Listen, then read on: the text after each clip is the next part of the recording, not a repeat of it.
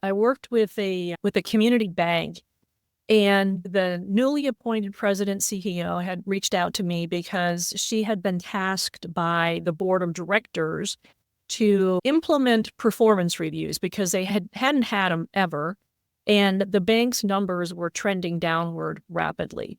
She had taken over from a previous president CEO who had been there for 30 years and had basically been on autopilot. And so she had been given my name. She reached out to me and asked if I would help by providing a training program on how to do performance reviews. And in my own way, I started asking questions of what's driving this, what is the issue. And as we talked, I basically said, I won't help you. And she said, why not? And I said, because if you do a training program right now to teach managers how to do performance reviews, you will further tank morale, and this whole thing's going to backfire on you. Your problem isn't that your managers need to learn how to do performance reviews so they can spike performance. The problem you have is there is no direction for the bank. You haven't created a clear vision for where this bank needs to go and what needs to happen to turn these numbers around. But I am the world's biggest super fan. You're like a super fan. Welcome to the Business Superfans podcast. We will discuss how establishing business superfans from customers, employees, and business partners can elevate your success exponentially. Learn why these advocates are a key factor to achieving excellence in the world of commerce. We discuss the invaluable insights of business owners who have successfully implemented the strategies in the book to build their own team of devoted superfans. Gain insightful knowledge from the experts who create applications to help you create passionate superfans. This is the Business Superfans podcast with your host, Freddy D. Freddy!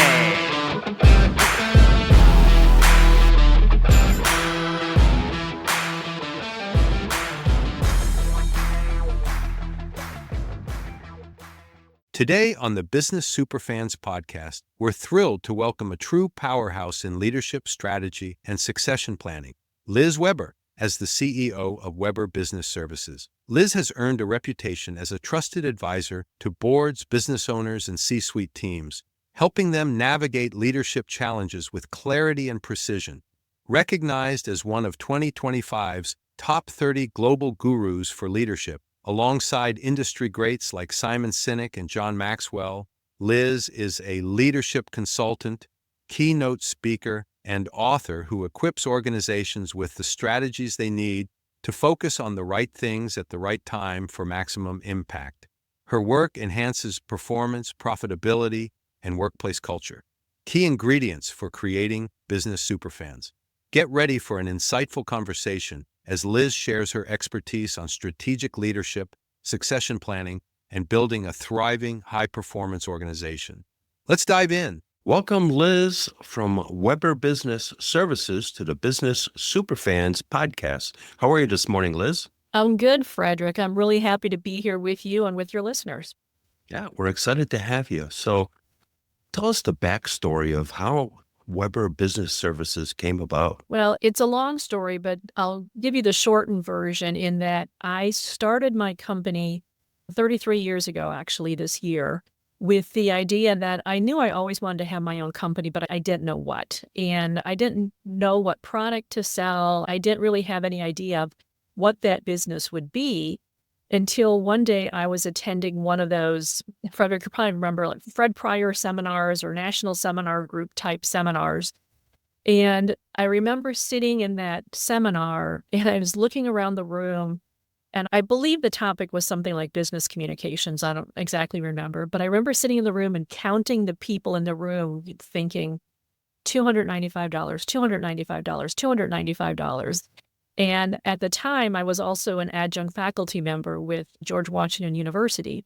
And as part of my job, I was a contractor with the State Department. I trained. I provided conferences, and I was a trainer in addition to being a program analyst. I knew I could teach. I knew I could train. So the light bulb started going off that I could start a training company. So I did. And I started the training company basically with supervisory management topics, everything from time and stress management to lean engineering. And little by little, what happened over the years, Frederick, was my clients started asking me to provide not just one seminar, but really a series of training programs that could really help their leaders. And so what I started doing is really building sequential type training programs that were customized to my clients. As a result of that, clients started asking me to get involved with projects. And ultimately, I was being asked to help them with strategic planning.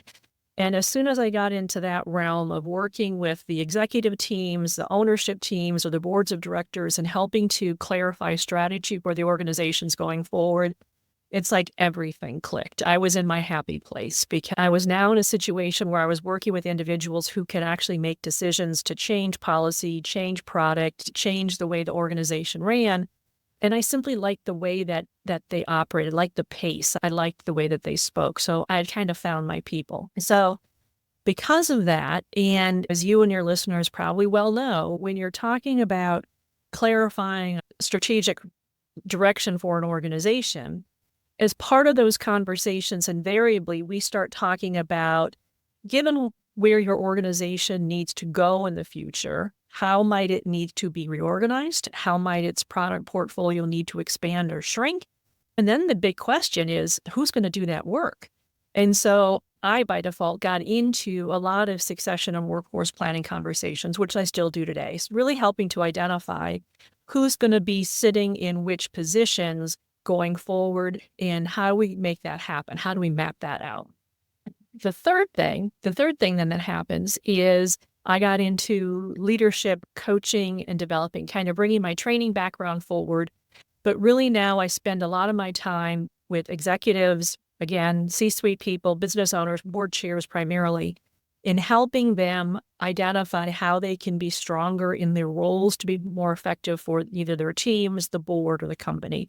So I do a lot of business advisory work, a lot of executive coaching, and I still do leadership seminars and workshops every now and then, but a lot of it is in the advisory capacity. Wow.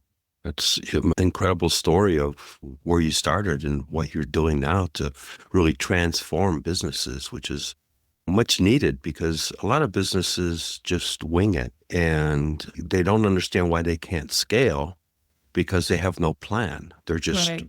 they're kind of like a boat, a sailboat that's just floating without any direction. Absolutely. And it's funny that you mentioned that because I just posted on LinkedIn about that this morning. And it is honestly one of the most difficult things for my founder-led business owners to do is to clarify, where do you want to take this organization going forward? Do you simply want to create, and I shouldn't say simply, but do you want to create a business that's going to be your retirement, basically going to generate enough money for you to either invest for your own retirement, or if you're able to sell it, provide enough of a payout that you can retire? Or are you trying to build a business that will have a legacy after you leave, something that you can maybe pass on to your second, third, fourth, fifth generations, or something that if you sell it will continue on without you and really have a life of its own?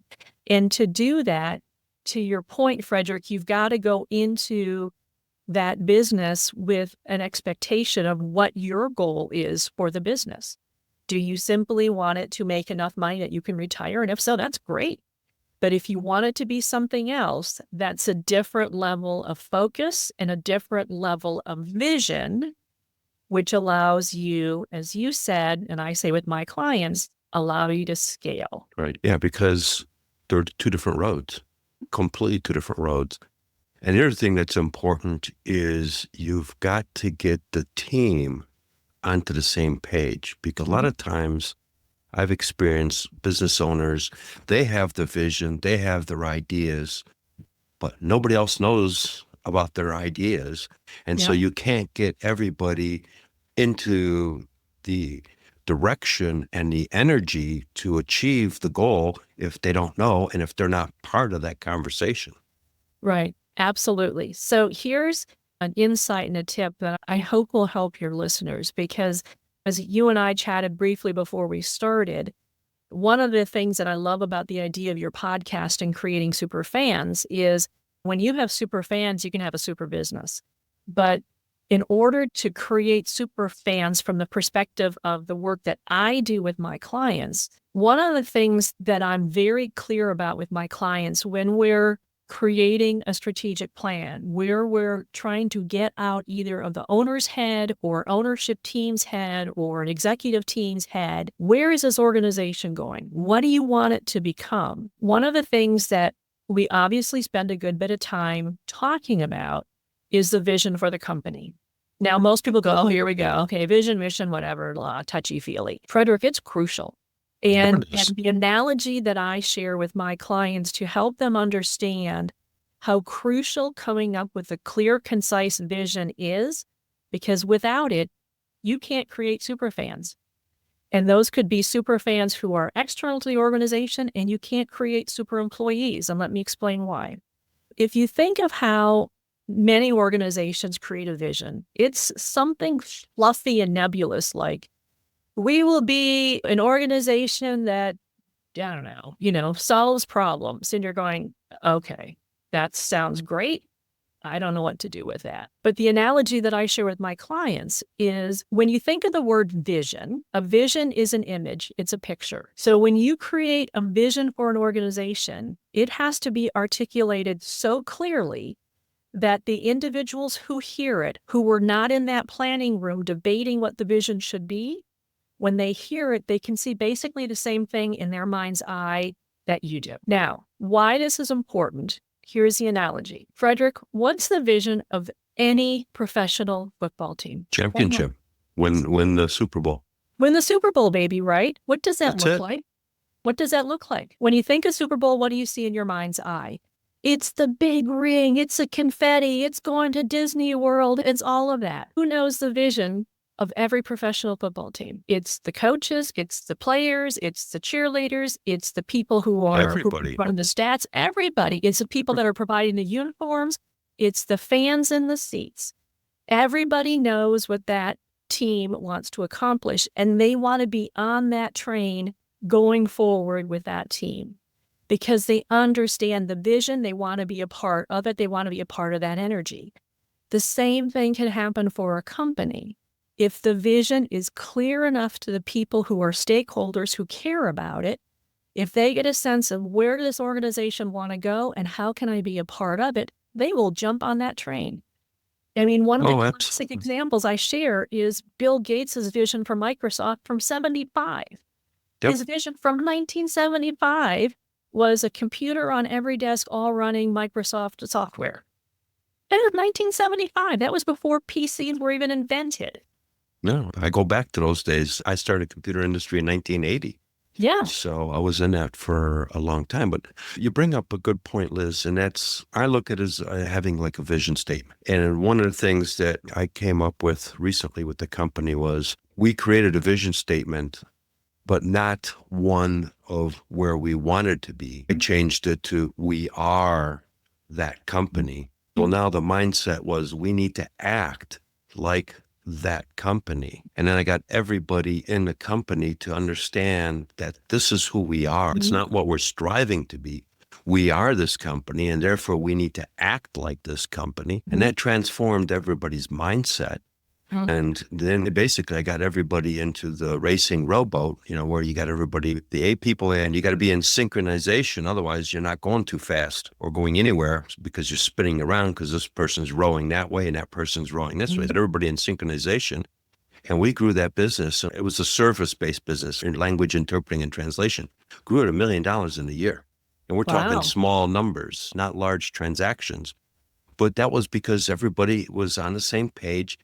We started talking to prospective customers differently, existing customers differently, our contractors differently, and the energy just started to swell because that's who we were. Yeah.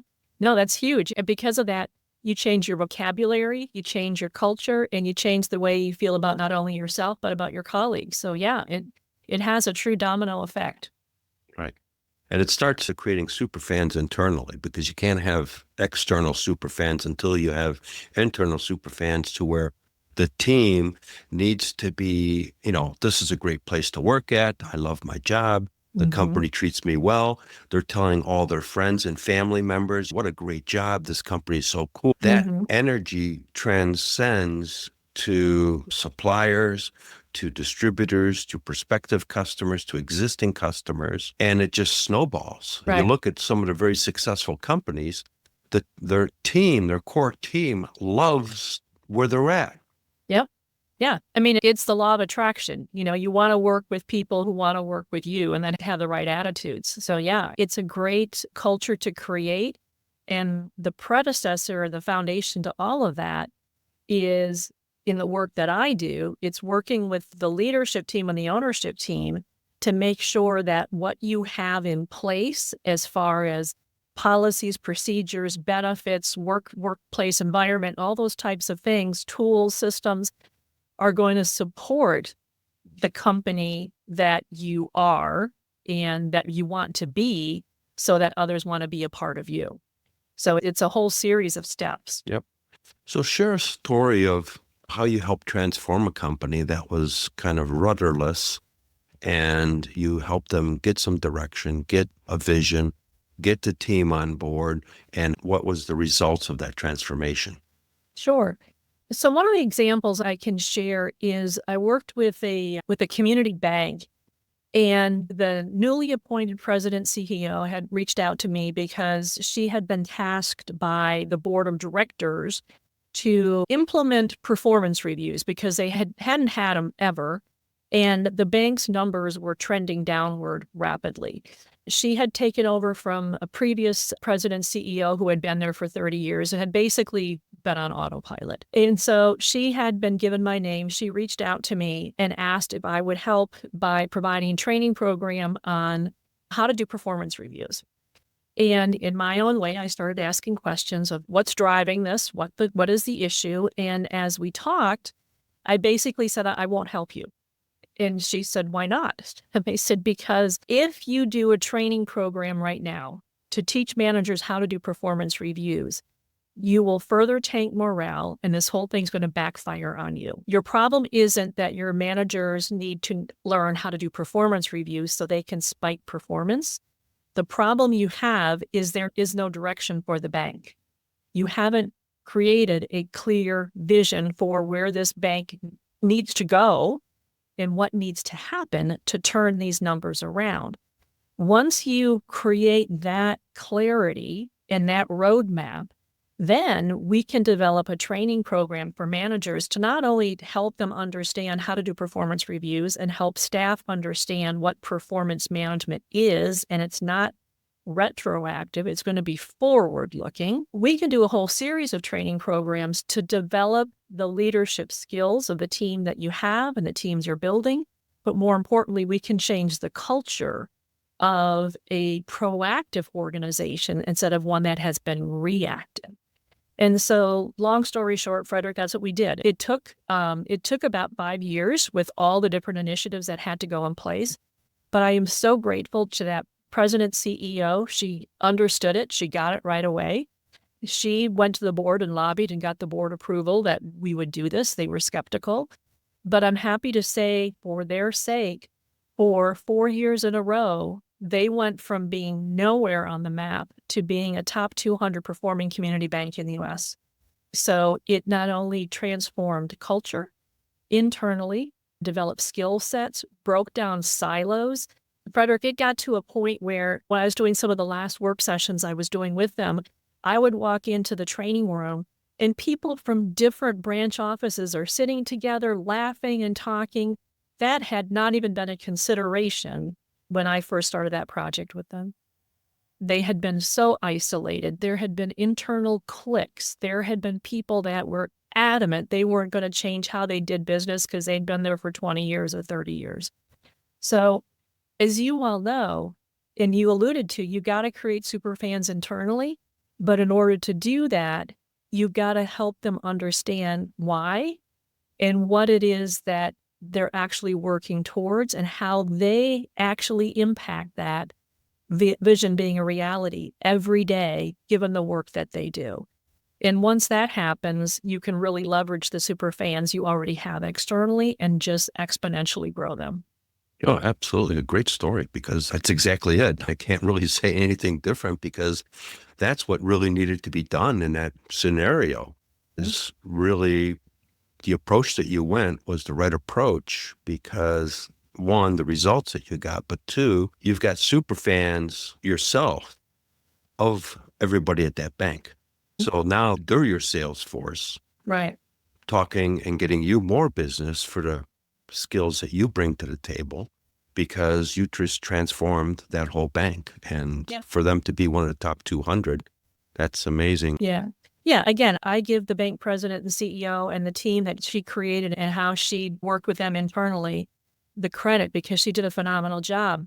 But she had the desire and she had the vision and she was willing to get the additional guidance and support to help walk her along the way.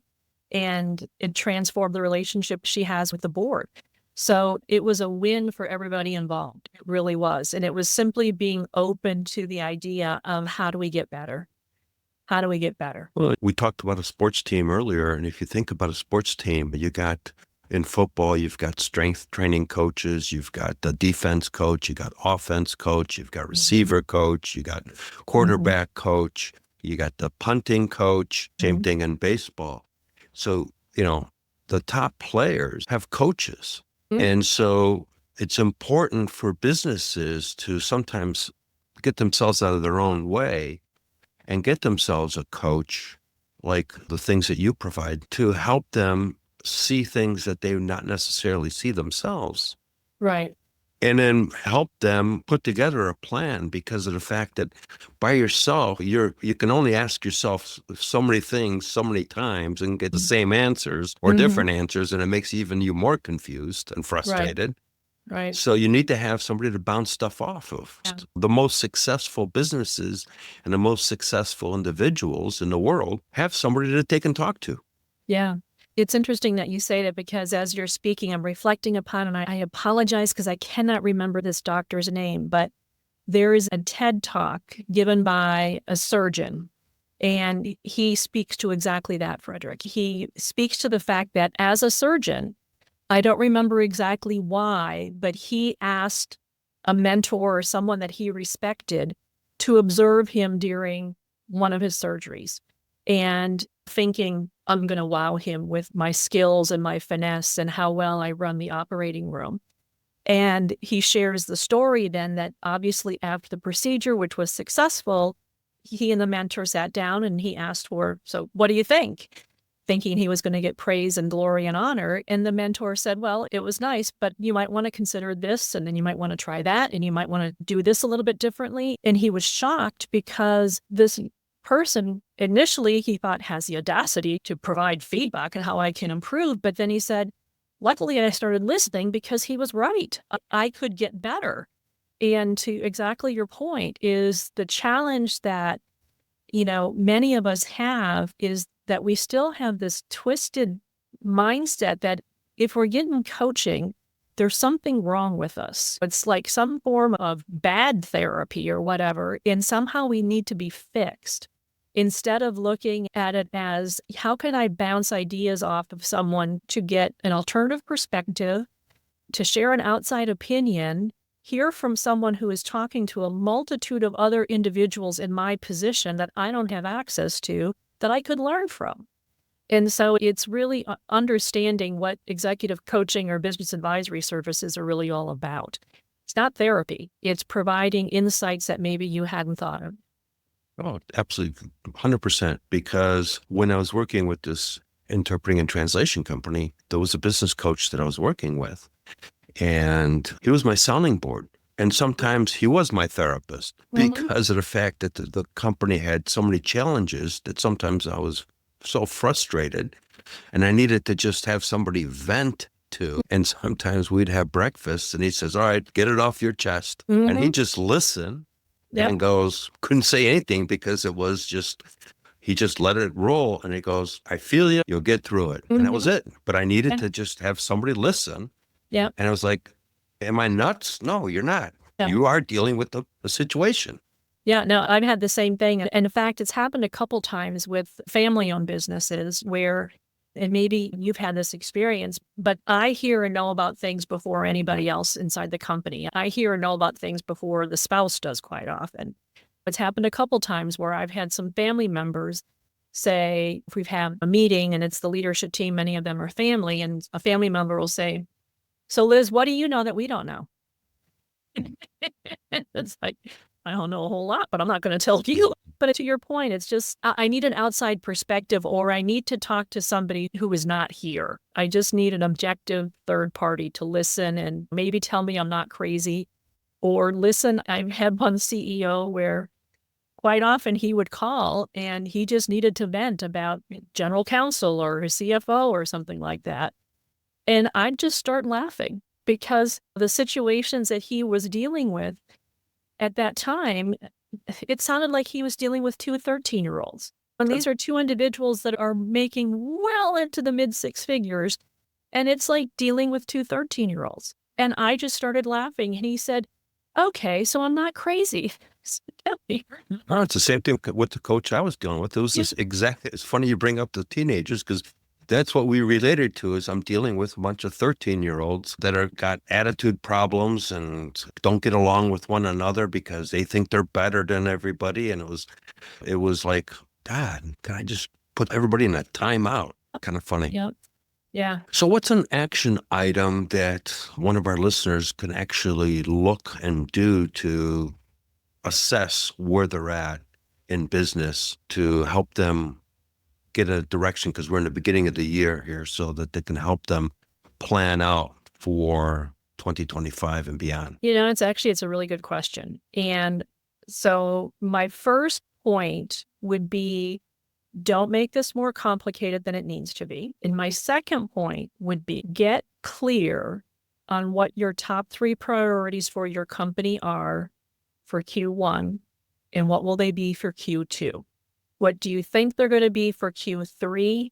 And what would you like to accomplish by Q4? The reason I say that, Frederick, is I am finding more often with my client base that when the exec team or the leader, owner is very clear, here is what we're going to focus on quarter by quarter, it has made life so much easier for the rest of the company. Simply because things change so quickly, we can have a strategic plan that may be 3, 4, 5, 10, 20 years into the future, which is basically a line of sight, and it's a guess, but it's a line of sight. Having a 1-year operational plan for most of my client base is too long of a timeline. Again, we can have a line of sight and we will work towards it, but we've got to be very flexible. And if we plan for at least quarter by quarter, it gives enough focus, it gives enough direction, and it's just about long enough that we're able to track, implement, and assess, and then reassess, implement, and assess.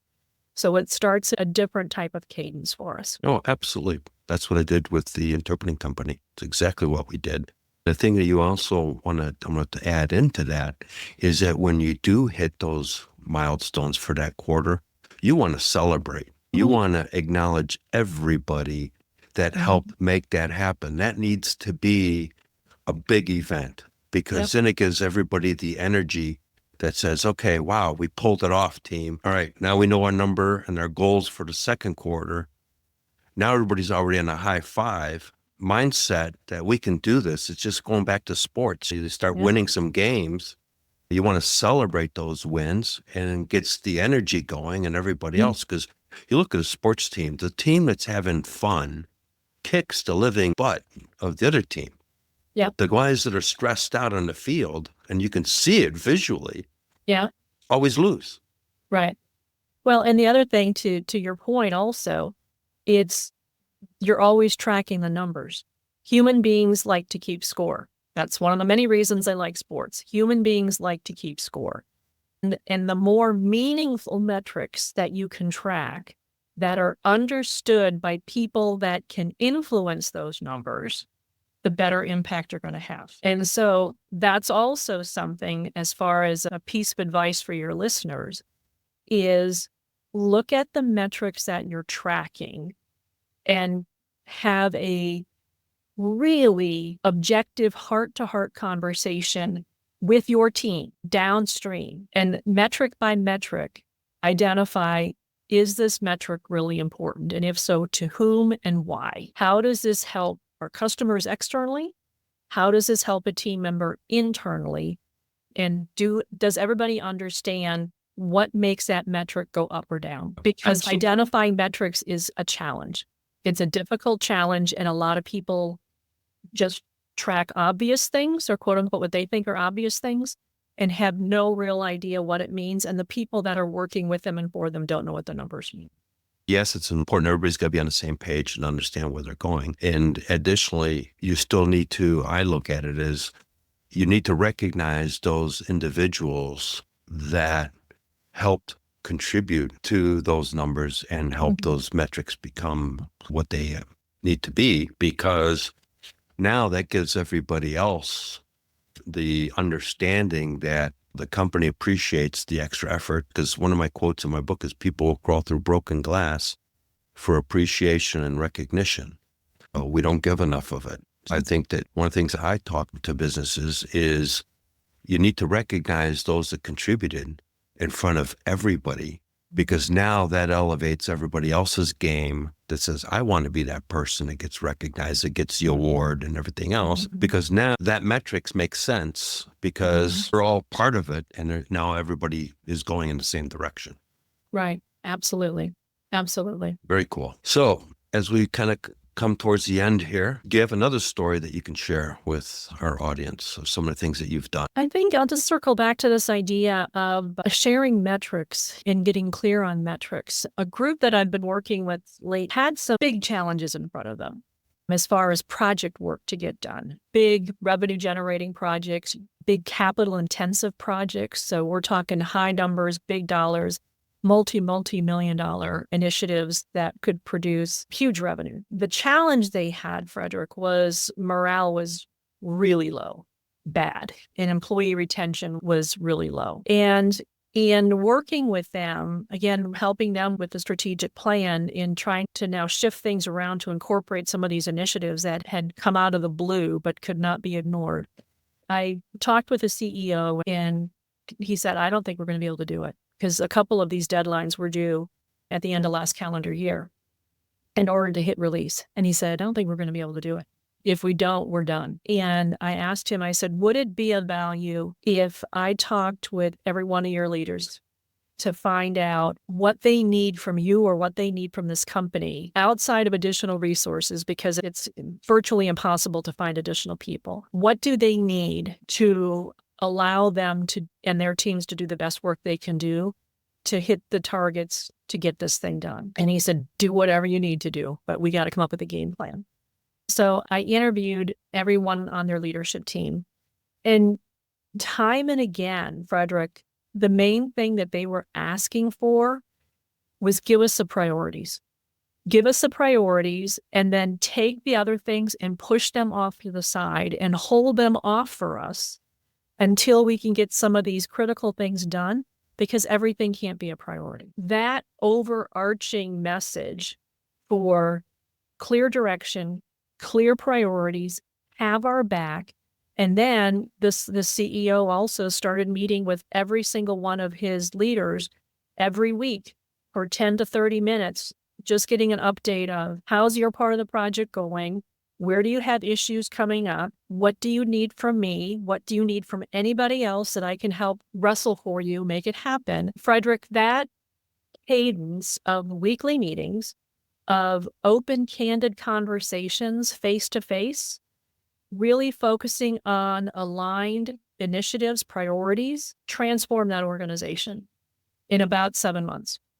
They hit the targets, they hit the deadlines. Now, morale is not 180 degrees, but I would say it's about 170, 165, 170. And it was just incredible. I just was able to be with them again last week.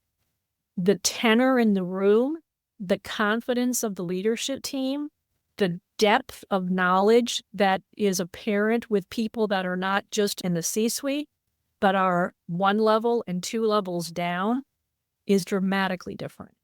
And so in that situation, we've got individuals that are not just super fans of the projects that they're leading, but they're the owners, and they take ownership of the projects that they're leading. They're no longer trying to push that responsibility up. They're actually holding on to it and wanting to carry it across the goal line themselves. So it's been a really cool experience to observe that, to be a small part of it. But again, it goes back to what we were talking about. It's the clarity of vision. It's the clarity of priorities. It's having your team members' backs. It's listening to what they need to play their part, to do their role. It's cheering them on when they need it. It's also course correcting when they're not doing what they need to be doing. And it's being much more candid and open and honest with them. I'm going to add one more word to that, and that's empowerment. Yeah, absolutely. They're empowered. They're empowered to make the decisions. They're empowered to do what they need to do because you said the key thing, they have ownership. Yep. And so when you have ownership of something, it changes everything. Yeah, absolutely. Absolutely. It works. It works, yeah. And so that's how you start creating superfans internally, and then that transcends externally. Yeah. And again, I'll just go back to it starts with whoever is the person or the people at the top. They've got to get the vision of how they need to behave differently and how they need to behave differently. And it's a cool process. It's a cool process when I'm able to work with people who get it and want to do it, and we'll see it through. Liz, it's been an excellent conversation. Enjoyed our talk. A lot of great information for our listeners. Some great action items in there. And we thank you very much for being a guest on a Business Superfans podcast. Well, thank you, Frederick. This has been fun. I've enjoyed talking with you. So how can people find you? A couple ways. The easiest way is I'm on LinkedIn, Liz Weber, CMC. Weber has one B. I post regularly on LinkedIn, but also my website is W as in William, B as in boy, S as in Sam, LLC.com. That's Weber Business Services, LLC.com. Okay. And do you have something for our listeners?